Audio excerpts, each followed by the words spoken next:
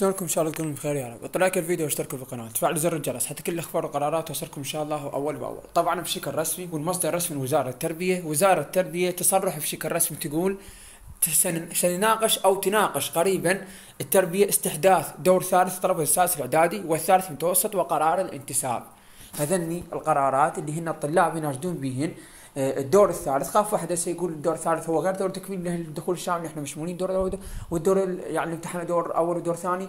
هو اصلا الوزاره هذا جاي تناقشه، تريد تعطي لاهل الدخول الشامل دور تكميل يصير لهم دور ثاني وتعتبر الطلاب يمتحنون دور اول ودور ثاني دور ثالث. لذلك الوزاره بشكل صريح قالت ان شاء الله احنا قريبا جدا لان راح تظهر نتائج السادس الاعدادي عن قريب، ما بقى لها اي شيء ان شاء الله. فلذلك انه الوزاره قالت عن قريب يعني راح نبدي نناقش الدور الثالث حتى على مود نعطيه للطلاب. بالاضافه لهذا الوزاره قالت راح ننطي قرار الانتساب كذلك انه جاي نناقشه خلال هذه الايام. لذلك هذه القرارات هي المهمه وهي على طاوله النقاش، ونسبه الموافقه عليه اكثر من 90% الى 100% ان شاء الله خلال الفتره القادمه. لذلك كل التوفيق لكم يا رب. احنا هسه راح خلال الساعات القادمه راح نشير لكم نتائج السادس الاعدادي الدور الثاني هاي سنه 2024 2025.